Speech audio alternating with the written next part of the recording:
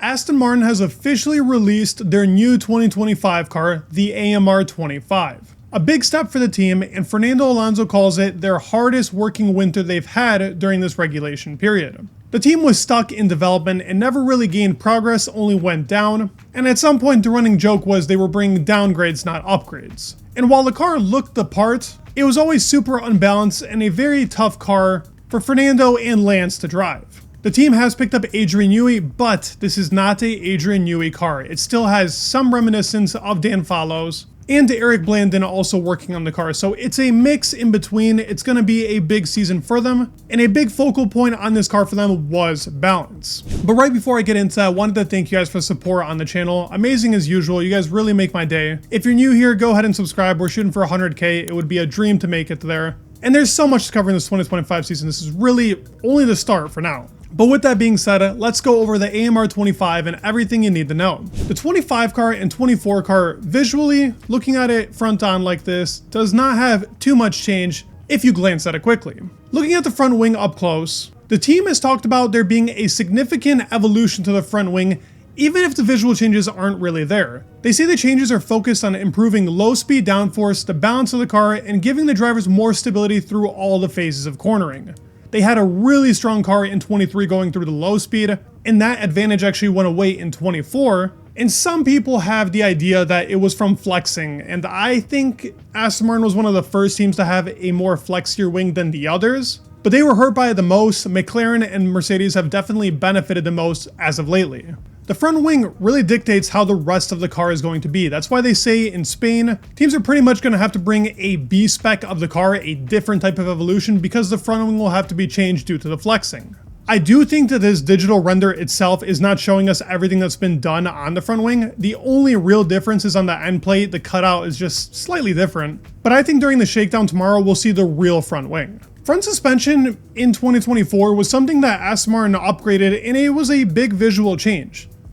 Everybody was shocked by the geometry that they used and how they put curve in that top wishbone. But the team has stuck with push rod suspension, which doesn't seem to be the trend for fast cars in 2025. And visually they've gone a little easier. I still think due to these being digital renders, this isn't going to be officially how this layout looks like. But obviously the most striking and visual change on the car is going to be the side pod area and really the side view of the AMR25 in comparison to that of its predecessor. The bodywork of the car has been changed significantly with those side pods, having been reprofiled in a deep undercut, also featuring something that we've seen on this car previously, and we notoriously named it the water slides, or slide pods. I called it that as well. That overbite is now a common trend with all these cars as more air is going over that side pod, controlling the airflow, and they have changed a lot visually around the halo area as well. Another interesting thing to note is what they've done on the engine cover. As you can see, that little block pretty much at the end,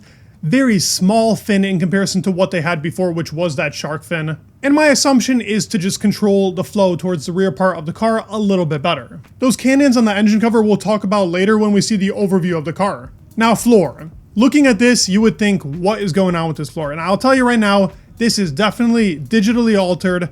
Like every other team when they put out these renders, the floor very rarely gives us every single detail. Ferrari is that special caveat. But Aston Martin, McLaren, any other team that puts out digital renders, they will not show you what's going on the floor. The most important aspect, and I will state this is where the team has struggled the most, even though it is the most important aspect to these regulation cars. So if this isn't working well, then none of it really will. They have to get this down in this 25 season. The balance of the car has been all over the place, and really all the changes we saw in 24 to any of these cars was balance related. It was where it was most important for the drivers to have the confidence to really push those cars. A better look at the side pod, as we saw in 24, they had probably one of the deepest undercuts and really went for a huge underbite on the car. It was something that everybody was calling an extreme change.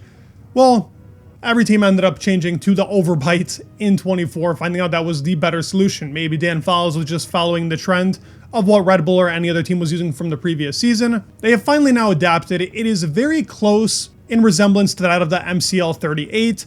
Because this is a pod wing, it's not actually connected to the side pod area, which is a good thing. I think that's actually what most teams should be going for, rather than it being one full connection. Ferrari and McLaren also have that as well. And as you can see, the mirrors in the car have changed significantly for less drag. On the halo area, as you can tell, they've gone for that Cobra aerodynamic piece, exactly like the Ferrari, pretty much carbon copy. You can't see the airbox behind the 24, but it's the same as it is in the 25. And you can see the first visual change into those side pods. Now the rear of these side pods, we do see a bit more of the engine cover here. You can see how basic that floor is and how significant the undercut is on both the 24 and the 25, but in different versions. The 25 has adapted this undercut to work with now their side pod design, as we've seen teams go for a more wider side pod base, but the slide pods are back. We will see a better view of that. In 24, they had that double splitter. They finally took that out. Their last update in Austin actually did have a side pod without that, but then they brought it back for the last couple of races because, of course, they had to experiment and it wasn't going well. You do get a better shot of what they're running on the cooling.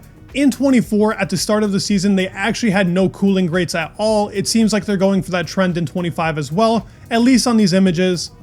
But this could change throughout the season. I doubt in Mexico we're not going to see any cooling gills on the car. The above shot shows us the most that's been done on the car and the most that we can talk about. As you can see, the front wing is very slightly altered. It's super hard to tell and there's no real reason to talk about it other than what they have put out as to what they've changed in the front wing. More will be shown on the shakedown. I will cover that as well, don't you worry. The front suspension, you can see a little bit of geometry change there. The nose itself also looks the same. I expect this to be different in the shakedown. Looking at the side pod area, of course, this is where you can see those slide pods really putting in work. Pretty much, if I might add, like the MCL38. It seems like that's going to be obviously what teams are copying, as that was the strongest car last year and most consistent. They have altered a lot that engine cover. It's much tighter. It's got those cannons, not like the RB20, definitely a more slight version, but more extreme than that of the 24 car. Looking at the rear wing, yet again, this is digitally altered because there is no real cutout between the upper plane and that rear wing end plate area. That is something that was introduced in 24. I expect to see again on the car because there's so much drag being produced there. It always seems to be the better option if you have more downforce flowing throughout the whole car. And as you can also tell, the rear suspension looks to be the same.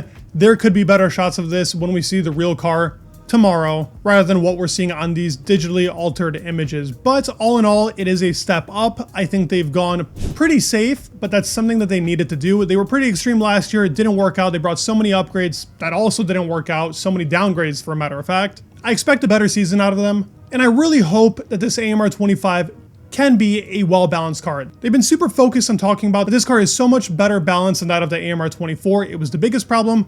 I hope they've resolved that for 25 and we can actually get a car hopefully making a top 5, hopefully a top 6, 7, with the other cars joining those big dudes like your Red Bull, like your Ferrari, like your McLaren. I'd love to hear your thoughts down in the comments below. Please leave a like, subscribe, it would mean the world, and peace.